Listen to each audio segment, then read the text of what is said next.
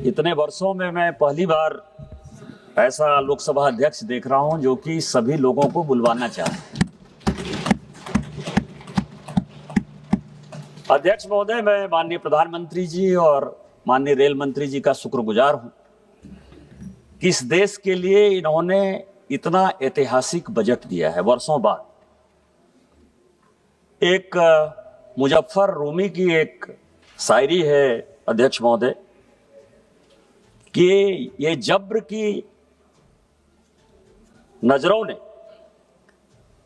तारीख को देखा है, लम्हों ने खता की थी और सदियों ने सजा पाई।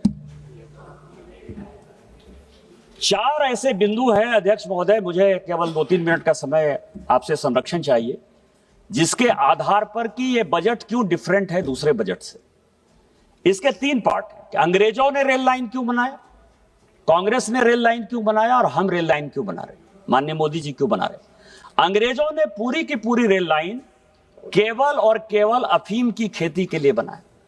अफीम का ट्रांसपोर्टेशन कैसे होगा उसके आधार पर वो रेल लाइन बनाई। कांग्रेस के समय वोट बैंक की राजनीति में घोषणाओं के साथ कैसे रेल लाइन होगा, रेल लाइन पूरा होगा या नहीं होगा, लेकिन वो बजट में कैसे आएगा उसके लिए बनाया। और 2014 के बाद जो भी रेल लाइन बना, वो रेल लाइन पिछड़े क्षेत्र में बना, आदिवासी क्षेत्र में बना, ऐसे क्षेत्र में बना जहां रेल लाइन की आवश्यकता है। इसके लिए वो बधाई के पात्र है। दूसरा मैं आपको बताऊं, कांग्रेस वाले तो हमेशा हल्ला करते हैं सर। 1909 में गोपाल कृष्ण गोखले ने, कांग्रेस पार्टी के बड़े नेता ने, रेल के खिलाफ एक बड़ा आंदोलन किया कि रोजगार जो है वो केवल अंग्रेजी बाबू साहब के लोगों के या तो नौकर को मिलता है या रिश्तेदार को मिलता है, और अधिकारी वर्ग तो सभी का सभी अंग्रेजी।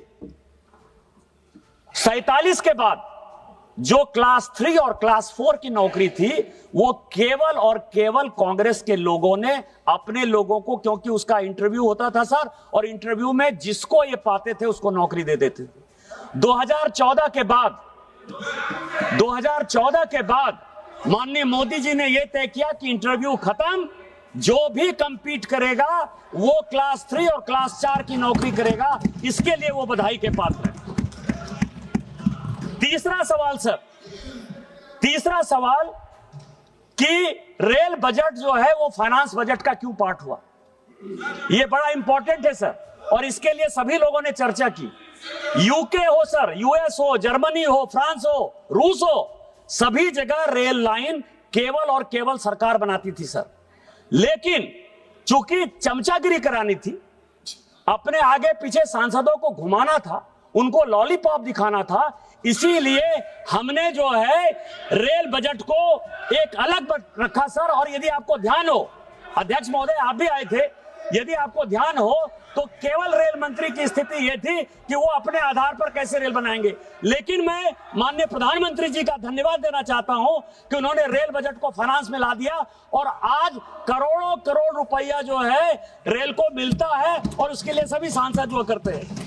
चौथा सवाल यह है सर कि हम विकसित भारत 2047 बनाने की बात करते हैं। मैं आपको बताऊं कि ये बुलेट ट्रेन का विरोध करते हैं। ये कहते हैं कि चाइना से मुकाबला हो, रूस से मुकाबला हो, अमेरिका से मुकाबला हो।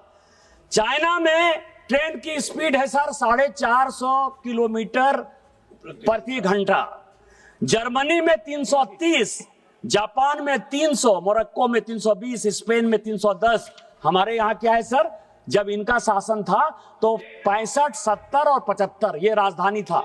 मैं माननीय प्रधानमंत्री जी को बधाई धन्यवाद देना चाहता हूं, रेल मंत्री अश्विनी वैष्णव को, कि जब बुलेट ट्रेन आएगा तो वो कम से कम 300 की स्पीड से चलेगा और हम 350 के स्पीड से चलेगा।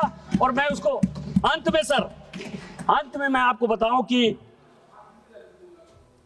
क्यों रेल मंत्री और प्रधानमंत्री इस देश के लिए महत्वपूर्ण है सर।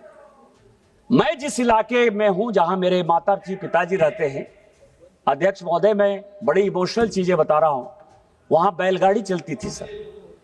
आज से 40 साल पहले जब मेरी उम्र 8-9 साल की थी, बैलगाड़ी से मेरी नानी की तबीयत खराब हो गई और मैं अपनी मां को ले जा रहा था और ट्रेन छूट गया सर, क्योंकि 12 किलोमीटर दूर रेलवे स्टेशन था। और मेरी नानी की जो है डेथ हो गई, मेरी माँ उसको देख नहीं पाई। आज मैं माननीय प्रधानमंत्री जी का शुक्रगुजार हूं कि जहां का मैं सांसद देवघर से, वो एक रेल लाइन जा रही है सर, विक्रमशिला कटेरिया, जो मेरे गांव में मतलब मेरे घर से 50 मीटर दूर सर एक बड़ा स्टेशन विक्रमशिला विश्वविद्यालय का बन रहा है, और मेरी मां अपने जीते जी उस ट्रेन को देख पाएगी। ये उन्होंने विकास किया है। मैं अंत में इतना ही कहूंगा कि मैं जिस राज्य से आता हूं, झारखंड इस देश के रेलवे को, सुनिए, सभी लोगों के सुनने के लिए है, 40% पैसा आज भी झारखंड से ही रेलवे को मिलता है। और जो रेल मंत्री बने उन सबों ने झारखंड के साथ अन्याय किया। मैं अंत में माननीय प्रधानमंत्री जी और माननीय रेल मंत्री को बधाई और धन्यवाद देना चाहता हूं कि आपने झारखंड की पीड़ा को समझा। हमारे यहां 75 साल के बाद गोड्डा में रेल लाइन आई, और जो भी नई रेल लाइन आई है वो आप देंगे। आपने मुझे बोलने का मौका दिया। इन्हीं शब्दों के साथ जय हिंद, जय भारत। माननीय रेल मंत्री जी।